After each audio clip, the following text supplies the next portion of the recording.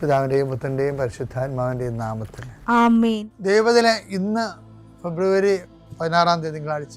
അമ്മേ പരിശുദ്ധ അമ്മേ, അമ്മേ പരിശുദ്ധ ദൈവമാതാവേ, കൃപാസനത്തിലൂടെ ഞങ്ങൾക്കും ഞങ്ങളുടെ ദേശത്തിനും അമ്മ മധ്യസ്ഥം തേടി തന്ന എല്ലാ അനുഗ്രഹങ്ങൾക്കും കൃപകൾക്കും ഞങ്ങളിപ്പോൾ ഹൃദയം നിറഞ്ഞ നന്ദി പറയുന്നു.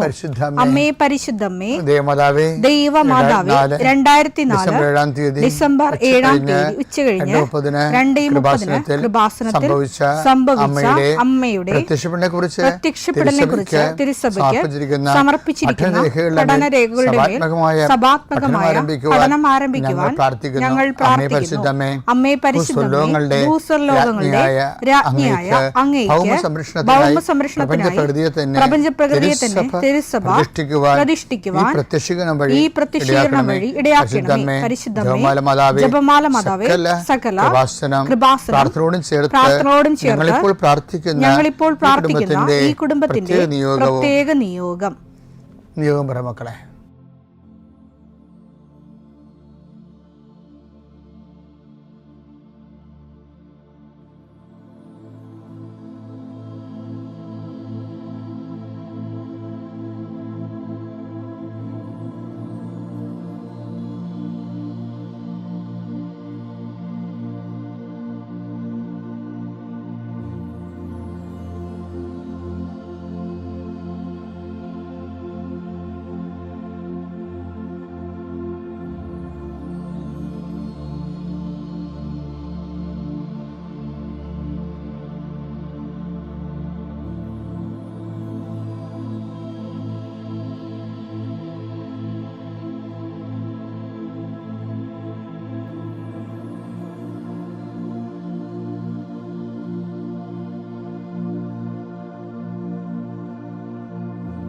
അമ്മയുടെ പ്രത്യക്ഷീകരണത്തിന്റെ ഈ അനുഗ്രഹവേളയിൽ ഞങ്ങൾക്ക് സാധിച്ചു തരുവാൻ കനിയണമേ. ആമേൻ. വിശ്വാസ പ്രമാണം. സർവശക്തനായ പിതാവും ആകാശത്തിന്റെയും ഭൂമിയുടെയും സൃഷ്ടാവുമായ ദൈവത്തിൽ ഞാൻ വിശ്വസിക്കുന്നു. അവിടുത്തെ ഏകപുത്രനും ഞങ്ങളുടെ കർത്താവുമായ ഈശോമിശിഹായിലും ഞാൻ വിശ്വസിക്കുന്നു. ഈ പുത്രൻ പരിശുദ്ധാത്മാവിനാൽ ഗർഭസ്ഥനായി കന്യകാമറിയത്തിൽ നിന്ന് പിറന്ന് പൊന്തിയോസ് പീലാത്തോസിന്റെ കാലത്ത് പീഡകൾ സഹിച്ച് കുരിശിൽ തറയ്ക്കപ്പെട്ട് മരിച്ച് അടക്കപ്പെട്ട് പാതാളങ്ങളിൽ ഇറങ്ങി മരിച്ചവരുടെ ഇടയിൽ നിന്ന് 3-ാം നാൾ ഉയർത്ത് സ്വർഗത്തിലേക്ക് എഴുന്നള്ളി സർവശക്തിയുള്ള പിതാവായ ദൈവത്തിന്റെ വലതുഭാഗത്തിരിക്കുന്നു. അവിടെ നിന്ന് ജീവിക്കുന്നവരെയും മരിച്ചവരെയും വിധിക്കുവാൻ വരുമെന്നും ഞാൻ വിശ്വസിക്കുന്നു. പരിശുദ്ധാത്മാവിലും ഞാൻ വിശ്വസിക്കുന്നു. വിശുദ്ധ കത്തോലിക്കാ സഭയിലും പുണ്യവാന്മാരുടെ ഐക്യത്തിലും പാപങ്ങളുടെ മോചനത്തിലും ശരീരത്തിന്റെ ഉയർപ്പിലും നിത്യമായ ജീവിതത്തിലും ഞാൻ വിശ്വസിക്കുന്നു. ആമേൻ. സ്വർഗ്ഗസ്ഥനായ ഞങ്ങളുടെ പിതാവേ, അങ്ങയുടെ നാമം പൂജിതമാകണമേ. അങ്ങയുടെ രാജ്യം വരണമേ. അങ്ങയുടെ തിരുമനസ് സ്വർഗത്തിലെ പോലെ ഭൂമിയിലും ആകണമേ. അന്നു വേണ്ടുന്ന ആഹാരം ഇന്ന് ഞങ്ങൾക്ക് തരണമേ. ഞങ്ങളോട് തെറ്റ് ചെയ്യുന്നവരോട് ഞങ്ങൾ ക്ഷമിക്കുന്നത് പോലെ ഞങ്ങളുടെ തെറ്റുകൾ ഞങ്ങളോടും ക്ഷമിക്കണമേ. ഞങ്ങളെ പ്രലോഭനത്തിൽ ഉൾപ്പെടുത്തരുതേ, തിന്മയിൽ ഞങ്ങൾ രക്ഷിക്കണമേ. ആമേൻ. നന്മ നിറഞ്ഞ മറിയമേ, സ്വസ്തി. കർത്താവ് അങ്ങയുടെ കൂടെ സ്ത്രീകളിൽ അങ്ങ് അനുഗ്രഹിക്കപ്പെട്ടവളാകുന്നു. അങ്ങയുടെ ഉദരത്തിൻ ഫലമായി ഈശോ അനുഗ്രഹിക്കപ്പെട്ടവനാകുന്നു. പരിശുദ്ധ മറിയമേ, തമ്പുരാന്റെ അമ്മേ, പാപികളായ ഞങ്ങൾക്ക് വേണ്ടി ഇപ്പോഴും ഞങ്ങളുടെ മരണസമയത്തും തമ്പുരാനോട് അപേക്ഷിക്കണമേ. ആമേൻ. എൻ്റെ കർത്താവിൻ്റെ ഉന്നതമായ നാമത്തിൽ സഭയുടെ അധികാരത്തിൽ കുരിശിൻ്റെ അടയാളത്തിൽ ദൈവത്തിൻ്റെ ശക്തിയാൽ ഞാൻ മക്കളെ ഈശോ നാമത്തെ ആശീർവദിക്കുന്നു. നിങ്ങളുടെ ഇന്നത്തെ ദിവസത്തെ യാത്രയെ ആശീർവദിക്കുന്നു. നിങ്ങളുടെ സംസാരങ്ങളെ ആശീർവദിക്കുന്നു. നിങ്ങൾ എഴുതി കൊടുക്കുന്ന വിഷയങ്ങളെ ആശീർവദിക്കുന്നു. നിങ്ങൾ വഹിച്ചുകൊണ്ട് പോകുന്ന മൊബൈല്, അതിലൂടെ നിങ്ങൾ സംസാരിക്കാൻ പോകുന്നത്, നിങ്ങൾ കേൾക്കുന്ന സംസാരങ്ങൾ, കൊടുക്കേണ്ട മറുപടികൾ എല്ലാം ആശീർവദിക്കുന്നു. നിങ്ങൾ കൈമാറുന്ന രേഖകൾ, വാങ്ങിക്കുന്ന രേഖകൾ, കാത്തിരിക്കുന്ന രേഖകൾ, നിങ്ങൾ പ്രതീക്ഷിക്കുന്ന ഡേറ്റുകൾ കർത്താവിൻ്റെ നാമത്തിൽ ആശീർവദിക്കുന്നു. നീ കടന്നു പോകുന്ന വാഹനങ്ങൾ, സഞ്ചരിക്കുന്ന വാഹനങ്ങൾ, പ്രൈവറ്റായാലും പബ്ലിക്കായാലും, നീ തിരിച്ച് വീട്ടിലെത്തുന്നവരെ ഒരു അപകടം ഉണ്ടാകാതിരിക്കാൻ വേണ്ടി നിൻ്റെ യാത്രകളെ ആശീർവദിക്കുന്നു. ദൈവവേദലെ, നീ വിഷമിക്കുന്ന വിഷയങ്ങൾ, സങ്കടപ്പെടുന്ന കാര്യങ്ങൾ,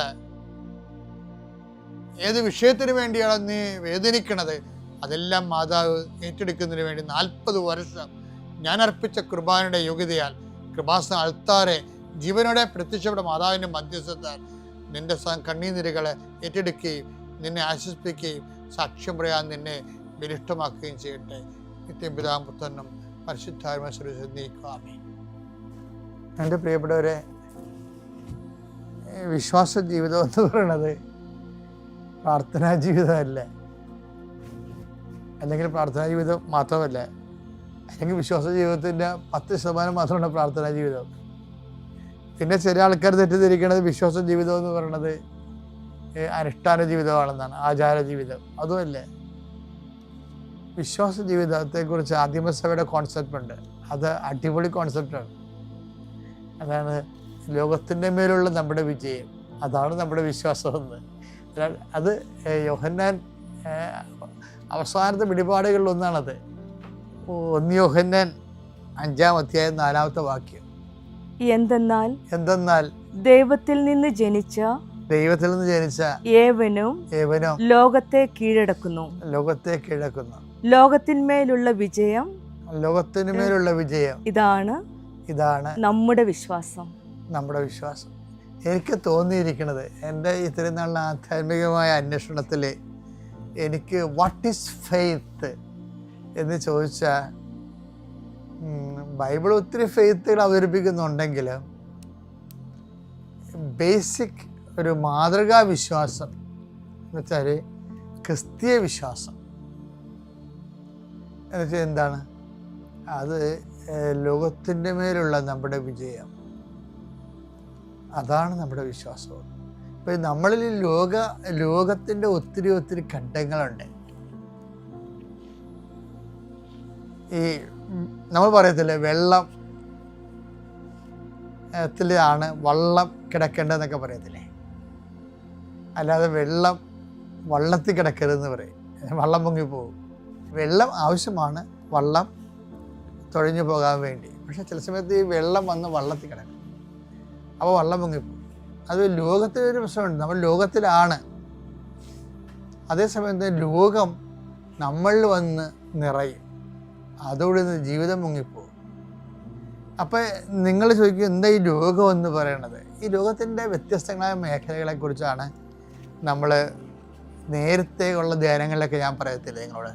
അത് പ്രത്യേകിച്ച് 2 പത്രോസ് 1:4 ദുരാശ മൂലം ലോകത്തിലുണ്ടാകുന്ന വിനാശത്തിൽ നിന്ന് രക്ഷപ്പെട്ട് ദൈവിക സ്വഭാവത്തിൽ നിങ്ങൾ പങ്കുകാരാകുന്നതിന് ഈ ദൈവിക സ്വഭാവത്തിൽ പങ്കുകാരാകുന്ന ഇപ്പൊ ദൈവിക സ്വഭാവം നമ്മളെ ഘട്ടം ഘട്ടമായി നമ്മളിൽ കൂടുന്നതനുസരിച്ചാണ് പങ്കുകാരാകുന്നതിന് എന്താണ് ഞാൻ നേരത്തെ നിങ്ങൾ പറഞ്ഞത്, വിശ്വാസത്തെ സുഹൃതം കൊണ്ടോ, സുഹൃതത്തെ ജ്ഞാനം കൊണ്ടോ, ജ്ഞാനത്തെ ക്ഷമ അല്ലെങ്കിൽ ആത്മസംയമനം കൊണ്ടും, ആത്മസംയമനത്തെ സഹനശക്തി അഥവാ ക്ഷമ കൊണ്ടും, ക്ഷമയെ ഭക്തി കൊണ്ടും, ഭക്തിയെ സഹോദര സ്നേഹം കൊണ്ടും, സഹോദര സ്നേഹത്തെ ഉപവി കൊണ്ടും. കണ്ടാ, ഉപവിയിലേക്ക് വരുമ്പോൾ ഈ ഉപവിക്കൊരു ചെറിയൊരു കുഴപ്പങ്ങളുണ്ട്.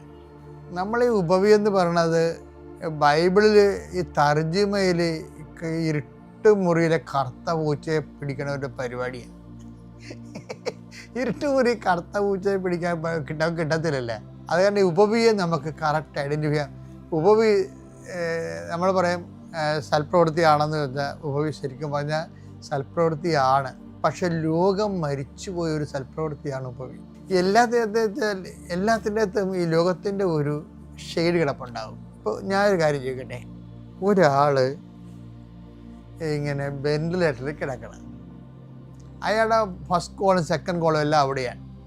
അയാളെ വെന്റിലേറ്ററിൽ കൊണ്ടുവന്ന് മുറി കിടത്തിയെങ്കിലും ഓക്സിജൻ എടുക്കുന്നുണ്ട്, പക്ഷേ ബോധമില്ല, കണ്ണും കാണാൻ പറ്റില്ല. ബോധമില്ലെങ്കിൽ കണ്ണും കാണാൻ പറ്റില്ല. അങ്ങനെ വരുമ്പോൾ അയാളുടെ ഈ ഫസ്റ്റ് കോളും സെക്കൻഡ് കോളൊക്കെ എടുക്കുന്ന അയാളുടെ ഭാര്യയാണ്. അയാളുടെ ജീവിതകാലത്ത് ഭയങ്കര തെറിയും ബേളമൊക്കെ ആയിരുന്നു, അടിയിടിയൊക്കെ ഉണ്ടായിരുന്ന ഒരു മനുഷ്യനാണ് ഇപ്പോൾ ഇങ്ങനെ പെട്ട് കിടക്കുന്നത്. ഭാര്യയ്ക്ക് ഒന്നും തിരിച്ചൊന്നും കിട്ടിയിട്ടില്ല. ഈ ഇടയ്ക്ക് ഒന്ന് കല്യാണം കഴിച്ചു, 2 കുഞ്ഞുങ്ങളുണ്ടൊക്കെ ഉണ്ടായെന്നല്ലാതെ പ്രത്യേകിച്ച് ഈ മനുഷ്യൻ്റെയൊക്കെ ഒന്ന് ഒരു ഹസ്ബൻഡ് കിട്ടാൻ പറ്റിയ ഒന്നും കിട്ടിയിട്ടില്ല. അപ്പോൾ ഒരു സ്നേഹം അങ്ങോട്ട് തോന്നാൻ നമുക്ക് മനുഷ്യരെ നമുക്ക് തോന്നണ്ടേ?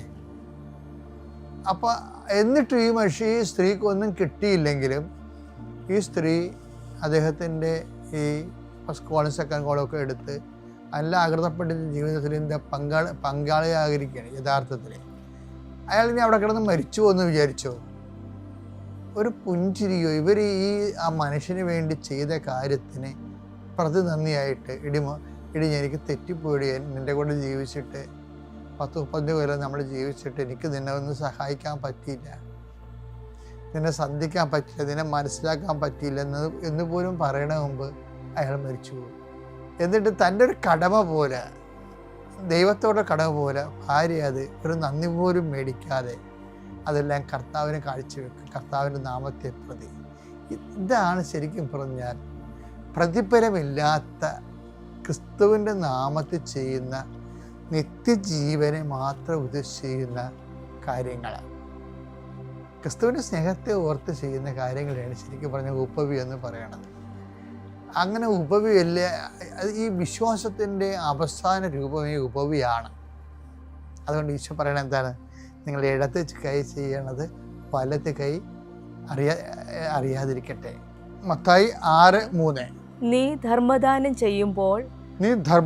ചെയ്യുമ്പോൾ അത് രഹസ്യമായിരിക്കേണ്ടതിന് രഹസ്യം കണ്ട ഈ രഹസ്യത്തിൽ ചെയ്യുന്ന വിഷയത്തിനാണ് ഈ ഉപവി എന്ന് ശരിക്കും പറഞ്ഞാൽ പറയേണ്ടത്.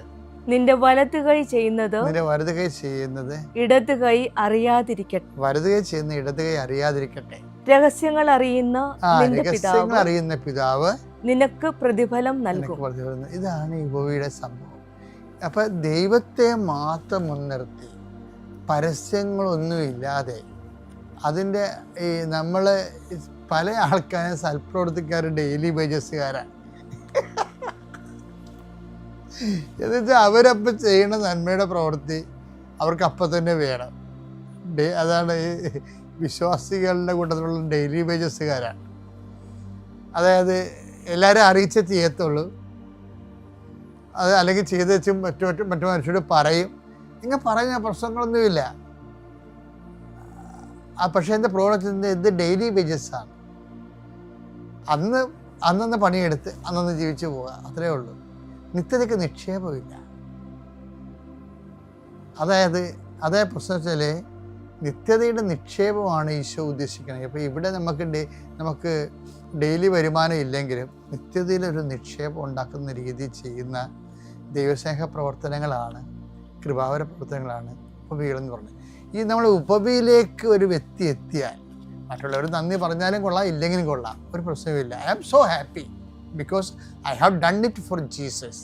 ഞാൻ കർത്താവിന് വേണ്ടി ചെയ്തതാണെന്ന് ഇങ്ങനെ ഭംഗിവാക്കൊക്കെ പറയുന്ന ആൾക്കാരുണ്ട്. അതല്ല, ഒരു മനസ്സിൽ വി മസ്റ്റ് ബി കണ്ടൻറ്റഡ്. ആ വിഷയത്തിൽ ആന്തരിക തൃപ്തി ഉണ്ടാകും നമുക്ക്. അപ്പം നമ്മൾ ഉപവിയിലായി. ഈ ഉപവിയിലായി കഴിഞ്ഞാൽ വി ഹാവ് നോ കംപ്ലൈൻറ്റ്. നമുക്ക് പിന്നെ കംപ്ലൈൻറ്റ് ഇല്ല. മാതാവിൻ്റെ ഏറ്റവും വലിയ സംഭവം ഉപവിയാണ്. ജീവിതം മൊത്തം ഉപവിയാണ്. ഉപവിക്ക് കർത്താവ് വചനം മാംസമായി നമ്മുടെ വസിച്ചു, മറിയം ഉപവി മാംസമായി നമ്മുടെ വസിച്ചതാണ്. No complaint. അതായത് ഹൃദയത്തിൽ സംഗ്രഹിച്ചെന്നൊക്കെ പറയണില്ലേ, ഹൃദയത്തിൽ സംഗ്രഹിച്ചെന്നൊക്കെ പറയും. എല്ലാവർക്കും അമ്മയെ ആക്രമിക്കുന്നതിന് ഭയങ്കര മത്സരമാണ് ലോകത്ത്. പക്ഷെ അമ്മ ആരാണെന്ന് ഇന്ന് വരെ നമുക്കറിയത്തില്ല. നമുക്കറിയാവുന്നതൊക്കെ വളരെ സ്പെക്കുലേറ്റീവ് ഫിലോസഫിക്കൽ തിയോളജിക്കൽ നോളജാണ്. അതൊരു ഇൻഫർമേഷൻ്റെ ഫലമേ ചെയ്യത്തുള്ളൂ. ആന്തരികമായിട്ട് ഈ വ്യക്തിത്വത്തെ ദൈവം എങ്ങനെയാണ് വചനത്തെ കൈമാറാൻ വേണ്ടി സ്വർഗത്തിൻ്റെ ഉപകരണമാക്കിയത്, അതിൻ്റെ പ്രധാന കാരണം ഉപവി മാംസം ധരിച്ച്. നമ്മളെപ്പോഴും മരിയൻ ഉടമ്പടി എടുക്കുമ്പോൾ അമ്മയെപ്പോലെ ഉപവിയുടെ ഒരു ജീവിതത്തിലേക്ക് ഒന്നും കിട്ടിയില്ലെങ്കിലും ആരും നല്ലതെന്ന് പറഞ്ഞില്ലെങ്കിലും ആന്തരികമായ സന്തോഷത്തിൽ ആന്തരിക തൃപ്തിയോട് ജീവിക്കാൻ അമ്മേ പരിശുദ്ധമതേ മാതാവേ, ഞങ്ങൾക്ക് നിന്നെപ്പോലെ ഹൃദയത്തെ സംഗ്രഹിച്ച് ജീവിക്കുവാൻ ഞങ്ങളെ സഹായിക്കണമേ.